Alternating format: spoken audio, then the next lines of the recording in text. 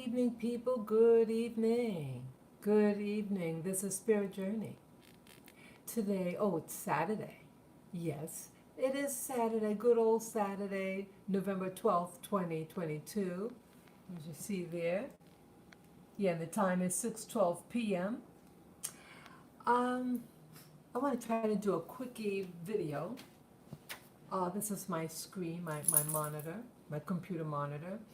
And I I'm at this website. I was referred to this website from a video that I was just watching, and I think it's valuable information, especially the past month with regard to um, uh, a particular religious community and Black America. And so, each one teach one, and it's really to expose what the teachers of the word, um, that they should know certain things. And I start to wonder, do they deliberately forget what they just read or what?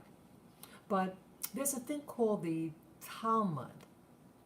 It's one of the books that the um, a particular religious community writes. Okay, and yeah, I want to be careful what I say. You know, don't want what I say to be misconstrued. Um, okay, let me see here. Yeah, this is a Talmud. I'll show you the just trying to position myself. The web address. Okay, so that is www.safaria.org / I don't even know it's spelled Perky uh, D Rabbi Eliezer 24:1. Okay, but this is a website. Okay, and it's free. And this section is under the Talmud. Okay, but uh, if you navigate on the site, you'll be able to find it. It took me a couple of minutes to find the verse that I was referred to from this video I was watching, but you'll be able to find it. Okay, and this is one of the writers with the what did I say now? The Talmud, and that's the person's name, and it's a section under Nimrod and the Tower of Babel. Okay, let me back up, and it's about what the people look like, and again, the Talmud is what uh, a lot of religious people of that particular group read in their studies. You know, it's extra biblical sources, and it's really to go like an in-depth study of the scriptures. Okay, and so this is what this person is writing. Also in this literature, they have like the actual, in chapter 24, the actual, okay, look at that, let me see. Oh, that's with that, I'm sorry. Let me see, chapter 24. Okay. Okay, so you have the Hebrew, those of you who want to read the Hebrew. Okay. And you could always just put it on pause, because some of you may know how to read Hebrew. And so you could just put it on pause and read it for yourself what it says. Okay, and then in English. Okay, I'm just going to read it. Okay, this is about racism, where people, I mean, where things could be, why you start to wonder some of the doctrines that are taught in some religious group. Okay, the story of Nimrod and the Tower of Babel. Oh, wait, is that the right one? Okay, yeah. I want to make sure I have the right section. Okay, let me begin.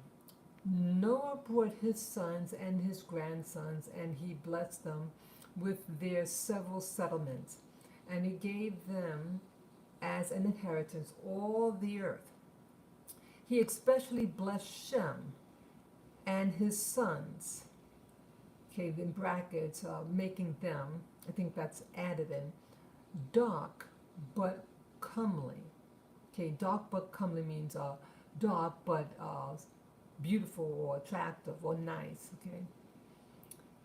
And he gave them the habitable earth.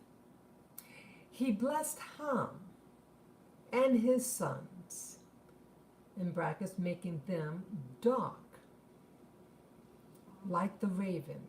Okay, raven is a bird, and it's black in color. And he gave them as an inheritance the coast of the sea. He blessed Japheth and his sons, in brackets, making them entirely white. And he gave them for an inheritance the desert and its fields. These are the inheritances with, okay, that's in brackets, which he endowed them. Okay, so Ham and his descendants were not cursed. You know, I mean, in one verse they talk about cursed be Canaan, but Ham and his kids were blessed. They were all given blessings. But see, now the rabbis would have read this section, but then the racism that comes out at times regarding certain peoples, especially who is a member, who's not, what do they look like? Okay, so color here was not a curse, and so you start to ask yourself, okay, if primarily in the Old Testament, Shem and Ham intermarried. Shem and Ham had kids together, and Shem and Ham, according to this commentary,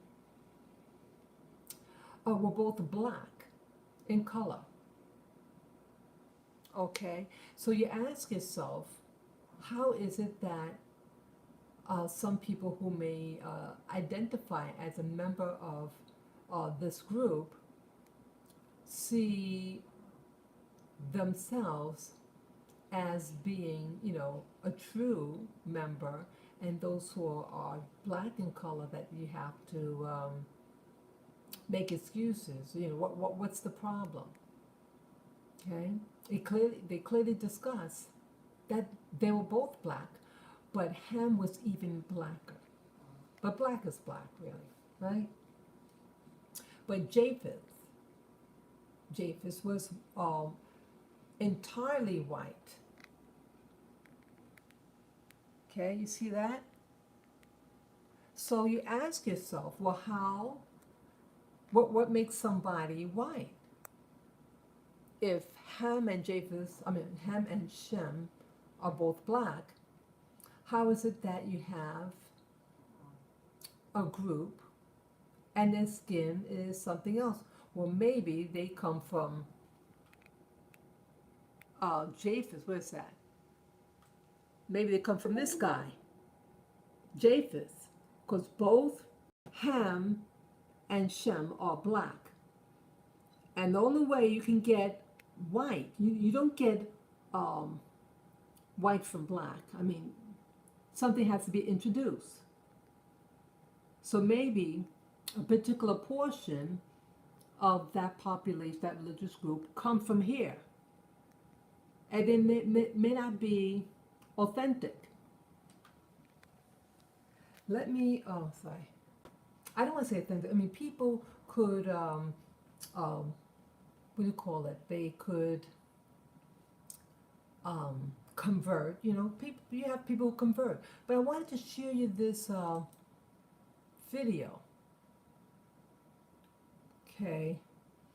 Now it's it was uploaded, shared by this guy here, Go Black to Africa. Okay, and he entitles this name here, the first name and the second name, amidst the truth about Black Americans' identity. And I thought to watch, because of the social climate today, that's why I want to share it. Let me bring it back a little bit. Bring it back a little more. Okay. Now he seems like a pretty cool dude here. He seems like a nice guy. Let me share it, and then I'm going to share another video with him on, and I felt that he's contradicted. Well, I shouldn't say contradicted, but for him to be a rabbi, he would know about what I just read you, which is in the Talmud. Many of the Orthodox Jews are Talmudic. They are Talmud study. They study the Talmud very heavily. Okay, let me play it. Perhaps hundreds of millions of people with this identity right now, of being from the people of Israel. Does that mean they were from the 10 tribes? Likely not. We were taught by perhaps hundreds of millions of people with this identity right now, of being from the people of Israel. Does that mean they were from the 10 tribes? Likely not. We were taught by the historians and within our own traditions that when the Romans conquered Judea, a few hundred years after the tribes of Israel went into exile, perhaps millions of Judeans were sold into slavery, into Africa, into Rome, deep into Africa. And if you look now, you're seeing people who are most likely the descendants of those slaves who kept true. I like to bring up a few specific examples, because they're going to be game changers. One of them wrote letters to Israel when it became a state. And they said, we're Israelites out in Africa. And everyone laughed at them, and they said, African Israelites, these people are just trying to jump on the first world country bandwagon. They're living in a third world country, they got nothing. We're coming to Israel, we got innovation, technology. So they're trying to get on this train because there's such a thing called the right of return. All descendants of the Jewish people from around the world were able to move to Israel. So they said we are also. And everyone kind of laughed at them, like I said. And a few people took it serious and went out there and started studying them, learned about their culture. And a professor from Duke University went out there and did DNA testing on them. And he showed not only do they share Semitic genes from people who were in Yemen back to the Middle East, these gentlemen, a large percent of them, have the Y chromosome to be Kohanim, to be priests. Now, if anyone doesn't know, a priest is a specific family clan of the nation of Israel who come from Aaron, the brother of Moses, who was the first priest. And anyone descended from Aaron has the status title priest. And we found that these men in this village in South Africa called Lemba, L-E-M-B-A, carry this genetic marker to let us know that they share the same as from the Sephardic and the Ashkenaz and the population of the people in Israel today. They share the same exact DNA marker.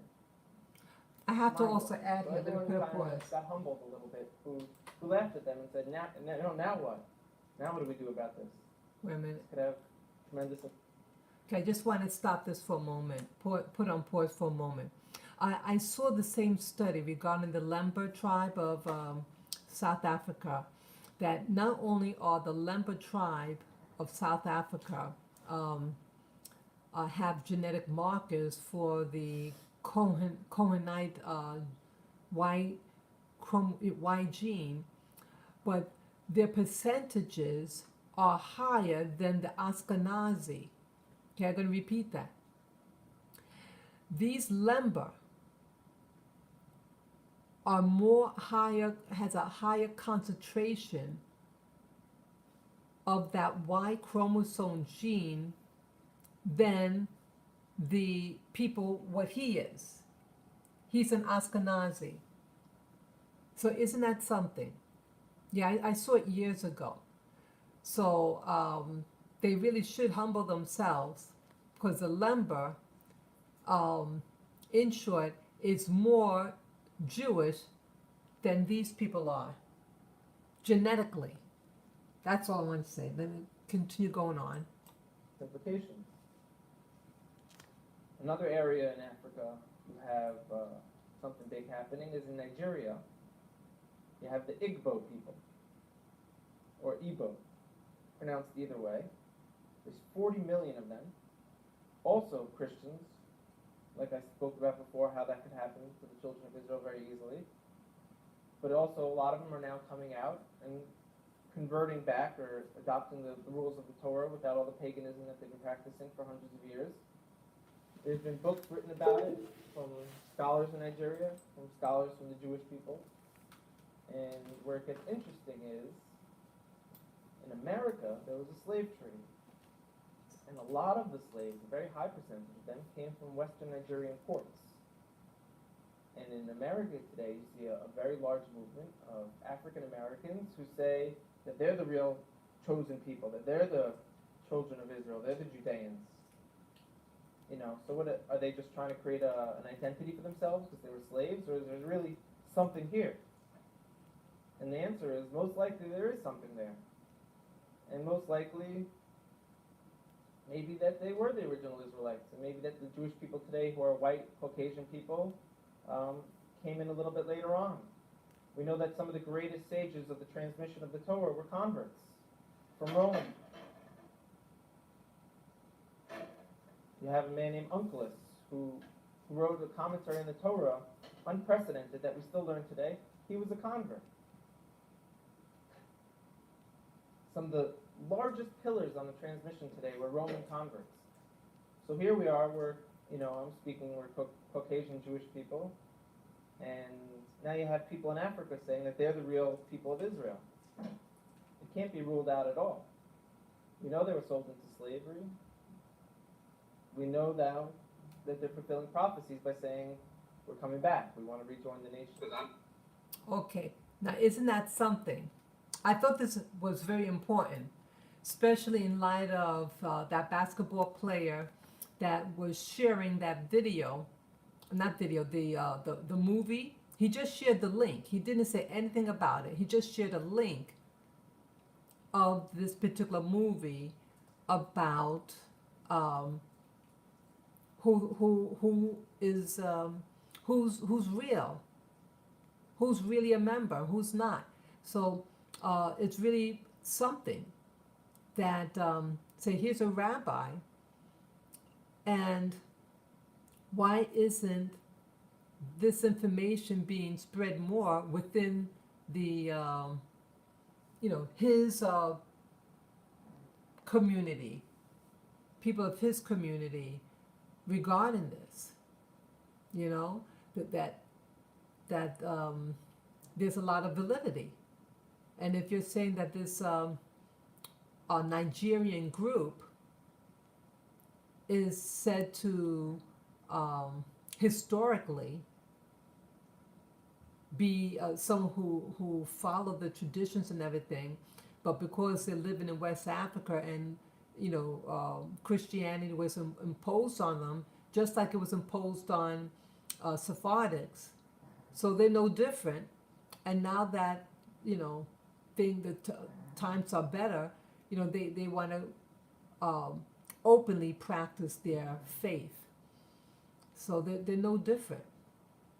And so the implications, if these people know, many professors of from universities, they know about the transatlantic slave trade, and so they know that where many of us came from, and many of us did come out from the ports of Nigeria.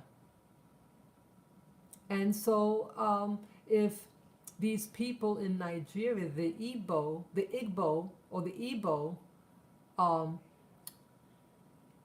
it's found out that if they are really descendants of the Israel, then the people of the Americas, the blacks of the Americas, could say as well, hey, the right of return, right? And you'll be fulfilling Bible prophecy. And many Orthodox Jews what they do is like it's called like a mitzvah, a mikvah, that when you, the more good deeds you do, the more that you try to fulfill prophecy and things like that, that it ushers in the Messiah quicker. So if they're really true to their faith, they would want the Jews or the Israelites to fulfill that mitzvah and return back to Israel, so that the Mashiach will come faster. Yeah, I have to hurry up because my batteries are low. And then I want to also show you this. Sorry, wrong one. Yeah, this one I thought was more problematic. It's the same guy, different video, but I was surprised at what he was saying here. I don't want to play all of it. Let me see where it begins. Let's see. This one is entitled, okay, Rabbi Harry Rosenberg, The 10 Lost Tribes of Israel, and it's put up by Emily Francis Ho. Okay. Give them credit. Okay, let me play it. In first her as a Cushite, and we know she was the daughter of a Midianite priest, and they were Midianites. So was she one or was she the other? And the commentators come in to help us based on what they've. Oh, let me back up a little. So this is on Moses. This is on in racism. Hebrew as Cushi, which is referred to as Okay. In their period, even including in recent times from the Portuguese Inquisition. right. So yeah, it is definitely interesting, as you said. But I also want to address something very interesting that a lot of people are claiming, all over the world during this time of the ingathering of the exiles, is mentioning even Moses and the wife of Moses, referred to in Hebrew as Cushi, which is referred to as Ethiopian or black. Can you kind of rectify, because I know that they explain, because the Midrash, the oral Torah, kind of gets into that whole idea a little bit. If you could expand on that. Well, first, it just seems like a glaring contradiction because in first her as a Cushite, and we know she was the daughter of a Midianite priest, and they were Midianites. So was she one or was she the other? And the commentators come in to help us based on what they've received from the transmission all the way from Moses. That indeed she was a Midianite. They refer to her as a Cushite because that was a term used to describe someone of beauty. And there was a commentator who had said that this is what they would have said to any of the Ethiopians, that they had that beauty. So, so this term was, I guess, Ethiopians were good looking back then. They're good looking today, I guess. I'm not the judge of that. I got a big red beard. They are beautiful people. Looking. Exactly. So that term was used to describe Moses' wife, and she was dark-skinned. Some people say because the verse went out of its way to teach you she was dark-skinned, it must mean that the other Israelites were not dark-skinned. But that's not what it's coming to say. It's coming to say she was just an extremely beautiful human. Why was that an issue for the Israelites to use that term? Why did they throw it in there? I'm not so sure. But we do know that there's a Mishnah that was very clear in Mishnah Negaim. It says the children of Israel were not black or dark-skinned, and they were not white. They were not light-skinned like myself, but they were this box with this in-between color. Rabbi Harry, thank you. I know this is the second of many more to come. So much more to talk. Okay, now how can he say that? Okay, now, because I just showed you in the scripture here. Let me find it. Remember, this is in the Talmud. Okay, this is the website. Okay, and this was the writer of this commentary, and he clearly says that okay, here he especially blessed Shem and his sons, making them dark but comely, and he gave them the habitable earth. He blessed Ham and his sons, making them dark like the raven, and he gave them as an inheritance the coast of the sea. He blessed Japheth and his sons, making them entirely white, and he gave them for an inheritance the desert and its fields. So he would know, as a rabbi, reading the Talmud, the commentary on Nimrod and the Tower of Babel, that's what the section's under. Their writings themselves said that Shem and Ham, the two groups intermarried, even though God said don't, but they did intermarry, and both were black. Shem was black and Ham was even darker, but they're both black. So they weren't something like in the middle, as this rabbi was saying, because they all read the so where it go now? They all read the Talmud, and they would have read that, right? So how could he say that they were just the children were somewhere in the middle? No, they were black. Shem and Ham were both black race, and Japheth, and he's the color of Japheth, and he got a red beard. Okay, he's mixed with Japheth most likely, and because he is Japheth, but he practices this particular religion. But yet the people who are dark in color, where is that? Okay, these are black people. And so if you start out black, and the other, and both Shem and Ham start out black, they're still black. There's nothing odd about them. They stayed true to their color. He didn't. He didn't stay true. And he may be just someone who was grafted on. He is Japheth. But he practices the religion that he does. Okay? So this is the true, and this is something else. Okay?